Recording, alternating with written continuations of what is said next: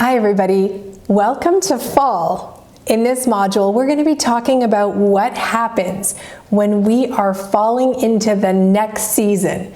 Okay, think about it for a moment. We were just in summer. Everything was amazing. We were laughing. Life was great.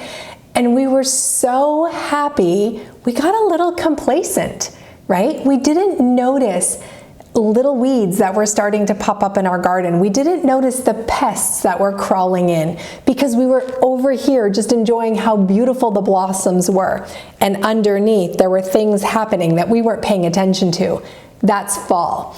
So when we think about fall in our relationship, it doesn't necessarily just blow through like a winter storm might. It's a little bit more sneaky, and then one day you just think, everything was so great. And now they're in their room for the second afternoon in a row. What's going on, right? It takes a little while, just like fall out in the world takes a little while, and then you realize, wait a minute, where are all the leaves on all the trees? I didn't even notice they were falling. It's the subtle shifts. So in fall, we start to recognize that we miss some things. And so let's think about what fall is in your life, in your family. What does fall look like for you? Fall is a signal that winter is on its way. Something has changed and you are no longer in summer. Winter is coming. So let's look at that. You might be caught off guard by your child's snarkiness, or maybe they bark something at you and you're like, whoa, wait a minute, where did that come from? You feel a little bit more impatient around them. So if you are feeling fall first, you are a little bit agitated, right? You're a little bit itchy and something is going on and you're just like, oh, I don't know what it is, but they're driving me nuts and we're starting to slip. It's that recognition that there's change happening. You might feel hurt or disrespected by something that they said or something that they did, or maybe an offhanded joke that they tried to be funny, but it really was a little bit of a stinger. And so there's like, wait a minute, this doesn't feel like it was before. Maybe you're holding a grudge. Maybe you noticed your child did something and you haven't let it go. You haven't forgiven and released it. You're still kind of holding on to that. That's a sign of fall. And there is a new chill. So when you're talking with them, your spidey senses are tingling and you're thinking, this wasn't what it was just before. Like there's something different going on, and you know it. And you say, are you okay? Or what's going on? And they might say nothing is going on. Everything is fine. But you're not convinced. That is definitely fall.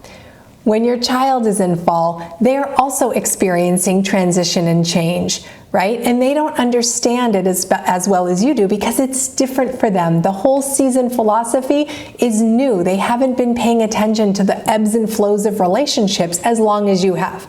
So for them, it might look a little bit different. They might be uninterested in being with you all of a sudden, and you aren't sure why, and they might not even be sure why, but they're uninterested nonetheless. They might be answering in just very short, curt answers. So they're not giving you long explanations. They're really just cutting to the chase and letting that conversation go. They don't want to engage with you longer. They might be more impatient. This might be the introduction to a little bit of huffing and puffing and eye rolling, which is a hot button for many parents. But this is really the time where that sort of thing comes, where they're just like, oh, goodness gracious, parent of mine. And you're like, don't you behave that way? Don't you? And so you can see where this is going to go into winter. They might be emotionally hiding behind devices at this time. So all of a sudden they're a little bit more busier with their phones or their tablets or on their computers, or they might be physically distancing from you, which is hiding in their rooms or being out with friends, or really not being available to you, not making it easy for you to connect with them. And when we think about fall for a season, it really comes down to three things. There are three main reasons why fall happens in a relationship with our kids. One is that they feel a lack of control. So something is going on in their life, at school, in a sports team, in their family, amongst their siblings. You may or may not even know about it, but they don't feel control. And so that feeling of out of controlledness is definitely a doorway or a gateway into fall. Another cause of fall is having unmet needs.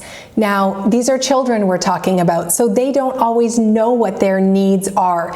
And we might think that their needs are a little bit silly, or we might dismiss their needs as not important. Nonetheless, their needs are their needs, and if they're unmet, this is a gateway into fall, because your child doesn't want you to evaluate if their needs are real or not. Of course, we need to prioritize all the things, but from their point of view, their needs are important and they want their needs to be met. So the fact that their needs are not being met is enough to go into fall. Now, the bigger picture of this might be their needs are not going to be met, or perhaps they're going to be met in a different way. And that leads us into fall reason number 3, which is the expectation doesn't meet the reality. So in this situation, you have a child who really has this in their mind. Either this is how the day is going to go, this is how the birthday party is going to go, this is how the test is going to go, this is how my swim meet is going to go. And then reality is actually over here, right? The swim meet didn't happen as it was expected. The test was not the way it was supposed to be. They did not see the reality meeting the expectation, and they were crushed or disappointed or angry or frustrated or overwhelmed or frenetic, right? That nervous energy that they just don't know what to do with. Any of those ways are pathways to fall. And when we think about that, they're really obvious at this time, but in the moment, you really get caught up in the behavior, right? It's that spotlighting piece that we talked about. When you're spotlighting, you really do miss some of the other things around you. So if they're having unmet needs, or they're upset because something didn't work out the way they wanted to, it's very easy in the moment to be like, you know what, that's life. Life doesn't always happen the way we want. You know what? My life didn't happen the way I wanted it, blah, blah, blah. And their need is still unmet. And their expectations still didn't meet reality, and they don't know how to process it. So in those moments where it's just easy to kind of brush them aside or gloss over the issue, take that as an opportunity to say, oh, this is a teachable moment where we talk about expectation and reality, or how we can activate our own abilities to meet our own needs, or be better advocates. No, I really need this thing. I really want to have this, right? If we teach them advocacy and self-advocacy, then they have less opportunities to have unmet needs. But when they just say, Mommy, Daddy, give me this, and Mommy, Daddy always gives them that, and then that doesn't happen, they will absolutely go into fall. But some of that can be rectified by teaching them how to identify their needs and then get some of them met to some degree. Obviously, they can't meet all their needs to all the degrees that we can, but the learning opportunity is there. So even though fall is a signal that winter is on its way, it really is one of these moments where you can sit back and say, I think I can teach them processing and emotional stability and self-exploration in fall. So yes, it's time to hunker down a little bit, and we're closing down a little bit, but we don't have to get to fall or to winter. We can stay in fall for a few moments and learn a little bit more about ourselves, because fall is telling us things. We just have to listen. When we're in fall, we want to think about focusing on the feeling, the root cause, because our children are masters at smoke and mirror techniques, right? They might be feeling this, but they're going to spiral out over here, right? They might have gotten upset yesterday, but in 3 days, they're going to have some sort of meltdown because of what happened over here.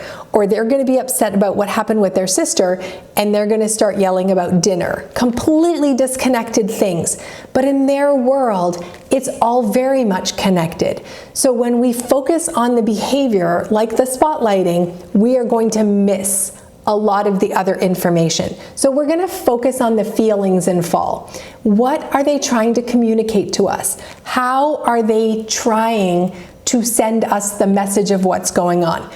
The way they do it might not be great, right? It might be through misbehavior, it might be through defiance, it might be through anger, it might be through like breaking things. All of those things are ways that children try to communicate when they don't know how. And so fall is really time to focus on the feelings. So in your workbook, I want you to look at the page here that I've got up. Where can I give my child more opportunity for control in their life? So from the 3 points of fall, one of them was they felt a lack of control. So if that's the case, how can you give them a sense of control? How can you elevate the control that they feel? So maybe that's helping them create a plan for what to wear to school. So they feel empowered to choose their own outfits. Or maybe it's that one night a week they decide what dinner is going to be and then participate in the making of that. They can exercise some control.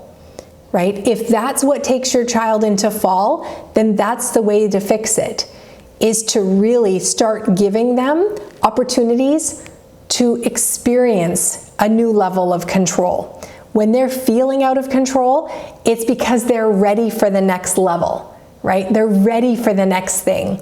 And if you haven't given them the next thing, there's going to be tension, right? There's going to be pushback. There's going to be like a little bit of a frenetic energy brought into the relationship because they're ready, they want it, and you aren't giving it to them.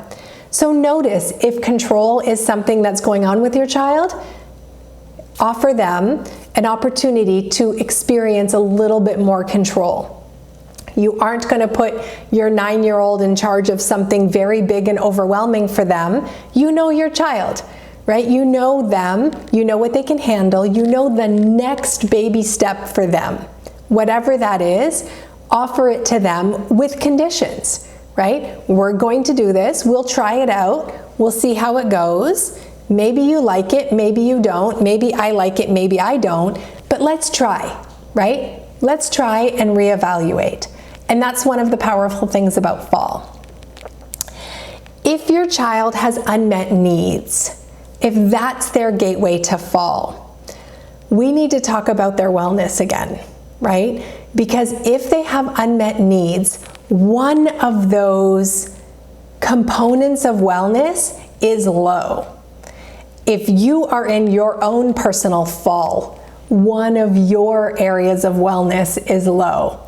So this is exactly the perfect time to check in with yourself and the wellness chart so you can start breaking it down a little bit. It's not just, oh, I feel off. Let's break that down a little bit. There are 10 categories where you can dive in. Are you feeling intellectually stuck? Are you feeling like work is just not doing it for you? Are you feeling really tired and fatigued and lethargic and low energy and just physically low, right? Are you feeling energetically burnt out, that you've kind of given and given and given, and you just are not replenishing yourself energetically? You're with too many, energy vampires who just suck you dry, and you're people pleasing to the point that there's nothing left of you. This wellness chart is designed to help you identify where are you overgiving and where are you underfilling your own needs. Because unmet needs will fall into one of those 10 categories. And so when your child gets comfortable with recognizing their own needs, they can say, you know what, I'm feeling really this, whatever this is, right? I'm feeling really disconnected in this way. I don't feel close to anyone. So this is like a social piece, right? I'm not hanging out with my friends. Nobody's inviting me to parties. You know, schoolwork is getting really heavy. The weather is not so great outside, so my friends aren't out playing. I'm feeling really lonely. That is a very different conversation than if they don't have the words. If they don't have the chart, they're just going to start acting out of boredom, out of loneliness, out of feeling disconnected. But really, if we could narrow it down, you can say, oh, socially, my child feels unfull, right? Very empty and depleted. We can fix that, right? If they just said, I'm sad, I'm bored, I'm lonely, you might say, here, let's download a new game for the Xbox. But knowing that it's the social piece that's low, you're going to be calling up their friend's mom and saying, you know what, can we get the kids together this weekend? I am happy to host your child over for the day, for a sleepover. We can meet at the park. Like, let me boost my child's social piece.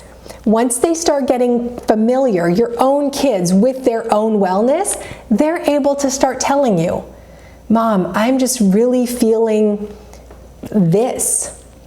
And you're like, wow, then we know how to fix it because you've identified it so beautifully. So thank you for knowing your wellness and communicating it to me. So when we go to create a solution, we're actually creating a solution that's going to work. Or not just guessing. So that's that piece. Now we're going to talk about the third way to fall, the expectation and the reality. So this is hard, right? This is a very hard one. I'm not going to lie. There are grown-ups who are 50, 60, 70 years old, and they still do not have a balance between expectation and reality. There's still a break in that, right? And they still feel conflict and very tumultuous because their expectation does not match reality. It's a hard one, and yet one of the skills that we can teach our kids is to evaluate something from multiple points, right? So taking a 360-degree view in fall and walk around the full garden, right? Like walk around and evaluate how everything is doing. What did they want to have? What was the thing they were expecting to have? And then, what is the reality? And how can you build a bridge between those two things? Sometimes it's very easy. Mom, I wanted to go to the party and nobody invited me. And then you talk to another mom and she says, oh, the invitations were sent out. Go check your mailbox, and there it is, right? For example. So that's a very easy bridge to fix, right? Or, oh, I sent it to your, I sent a digital invitation. Did you not get it? No, I didn't get it. Well, what email? Oh my gosh, I don't use that email anymore. Oh, I'm sorry, I didn't know. Of course your child is invited. A very easy bridge between the expectation and the reality. Sometimes that bridge is really not able to be built, but you can find potentially alternatives or milestones along the way. Say, I know you really wanted this. It's not possible at this time, but how about we do this in anticipation that someday that might happen, or we can set a goal to reach that, but right now we can't get there. So let's brainstorm a way. Let's spring clean our way back to a place where we shorten the distance between expectation and reality. If this is something that happens to your child a lot, and for some children it is, their expectation is very much based in imagination and fantasy and worlds that don't exist in the world that we live in, that's definitely a challenge. So then encouraging them to find ways to reach their expectation in other ways. Maybe that's through journaling, maybe it's through drawing, maybe it's through creating animation, right? Where they can explore what they want the world to be in a way that they can't by actually living it, right? So fall is really a time for us to check in on both ourselves, what we're hoping for, and where we think we're going. Right? Because although we are on the trajectory to get back to winter, we don't have to get there, right? It's not an absolute guaranteed way to get to winter. There are things that we can do. And one of the things I always recommend to my clients at this point in fall is not only to check your wellness and your well-being chart to see where you are and how you're doing in all of your 10 categories, but also to check your calendar. And I know that sounds really strange, but hear me out. If we are stretched so thin, right? If we are pulled in so many directions and we are over-promising to so many different commitments, we are in fall. We are this close to winter. It's an absolute guarantee because we're too thin. There's not enough of our layers to absorb any new bumps or ebbs and flows in our energy. Like, we're very close to winter. So checking our calendar does a couple of things. One, it gives you an opportunity to say, okay, wait a minute, am I overextended myself? Like, am I just going in too many different places, trying to give to too many different people? And if that's the case, then you absolutely know that your kids are not getting the best of you. They're not tapping into your best parent self because you don't have your best parent self to give them. You're barely holding it together for your own personal self. You definitely don't have extra to give away.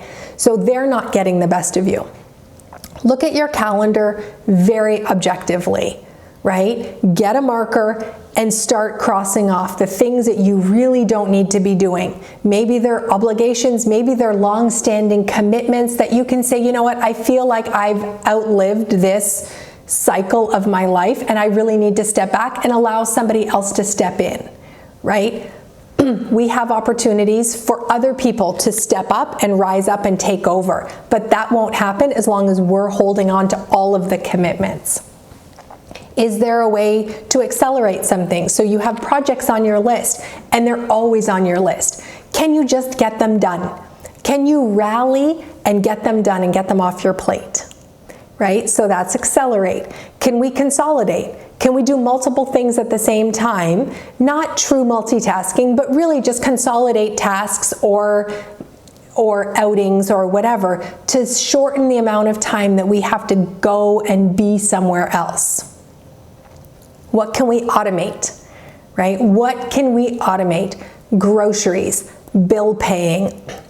There's a number of things that we can now automate that we couldn't even 5 years ago. So in this case, look through your life. What is on your calendar? What is taking up time? And then decide, how can I make this easier? And if you can't automate it, can you eliminate it, right? Just absolutely say, I'm done. I'm done. I'm not doing this anymore. I'm going to do something different. I'm going to find another way. If you can't eliminate it altogether, can you delegate it, right? Can you offload it to someone else? Maybe that's hiring somebody to come in and help you clean your house. Maybe that's someone who will come and walk your dog in the middle of the day, right? Maybe you can delegate to other people so that your time can be a little bit more freed up. When you have free time, the very first thing you need to do is check your well-being chart and start increasing your wellness. And once you are at a great level, 7, 8s, 9s, 10s, somewhere in there, then you can make sure that your connection with your child is strong and healthy. And go back to your bliss list, go back to the ways that you know you can get to summer and start bringing those practices back in. You have no time and space when your calendar is overflowing to add in anything. And frankly, you don't have the energy. So you have to clear stuff away to create the space to put back in the things that you love, right? To bring in ways that you and your child can reconnect again because you want to get back to summer. You were very happy there. Fall crept in, it pulled you away, but you stopped and you're like, I have the power to go back to summer. So let's think about what we learned in this module. We learned what is fall for me and what is fall for our child. how does it show up for us typically? What are some early signs that we're slipping?